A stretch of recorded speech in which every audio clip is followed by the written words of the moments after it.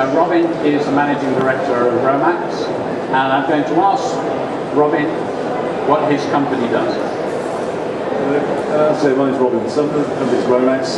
We're basically a marketing services company, so we take your great ideas from your team of innovators and we implement that marketing from you all the way to delivery. So we design it, do the web, do the pearls, do the email, the SMS, the direct mail, the printing, all the database management, both going out and the responses from it.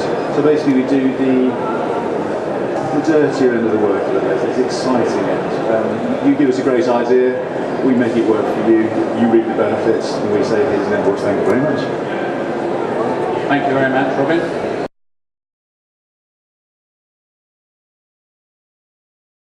Why do their customers use them? What do they give? What's unique? What return on investment, what edge does their customer get by using them? So we'll go back to Robin, and if you can give any examples with or without names, always appreciated. Why do our clients use us?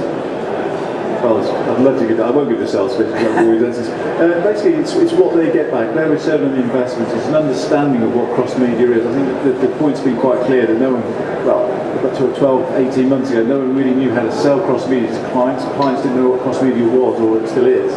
So it's getting ourselves aware of what cross-media is and the advantages of it and the possible returns on your investment in it. The original marketing of different marketing routes, cross-media, email, they are so compartmentalised in most organisations at the moment that if you've got a marketing director, he or she will have marketing managers beneath them who specialise in direct mail, the database, email, and various things, and sometimes they don't connect very well.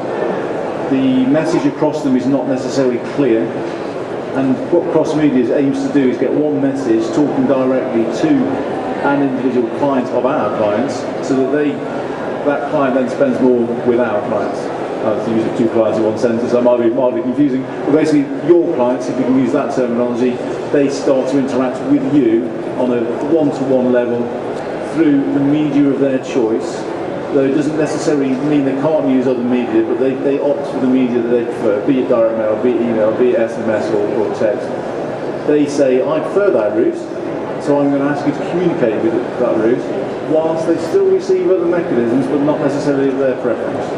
So why do our clients use us for that? Well, it's because we understand that route, we understand the data, and it all boils down to data originally, whether it's the client's own data that they've not looked after particularly well for many years, or data that they're going to be buying in that they need to cross-analyse with their own data, do a bit of socio-economic mining or comparison so that they can decide who they're selling to.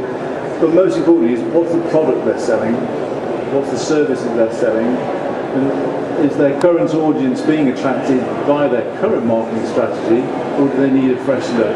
And that's a really scary place to be for most of our clients, and they almost need to be pushed over the precipice, say, come on, take a punt, it's going to work. And they have to have faith in us to do that, but I can give examples as to why and where it's worked.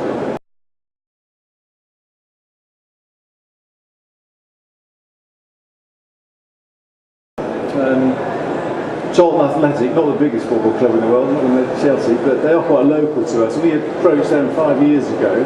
They were doing some pretty average type marketing, and in the past 5 to 6 years that we've been working with them, they have gone from a return on investment of their season ticket payments, despite the fact they were relegated 2 years of drop, from 6 to 8 weeks of protracted return being done. Severe pushing and not much response. They would get back about £1 to £2 million response from their kind of, here's a letter in the post, we'd like you to rejoin Mr. Smith because you're a fan of Charlton, to now a mailing that's cost them a little bit more money. I'm not going to pretend it didn't cost them more money, but now they're getting a response within a 3-week window of £6 million. Now, if you take that into consideration of where that's come from, the kind of figures are, they've got 15,000 ticket holders, they've got 26,000 seats or thereabouts stadium. this is what was a League One club, and they were still selling 30 and 40 pounds. The marketing approach across all media types keeps them completely engaged. The fact that football was diabolical for a season or two was by the by. The club was loved because of the communication strategy that went. So by spending an extra couple of, well, 10 or 12,000 pound more on communication policy, brought in £4 million extra on the back of it in a shorter space of time. It's not all down to us. They came up with some of the ideas, but through the team of us implementing and guiding and helping it, we certainly added value to them. So we're not going to take all of the credit. They had some good ideas, but it was us that took it to them. They adapted it through kind of communication between us and them on a win-win basis. They were very happy with it all, and that's why they continued to use us for the last 5 years without going out to tender for stock, which for us is a very nice business to do. Thank you, Robin.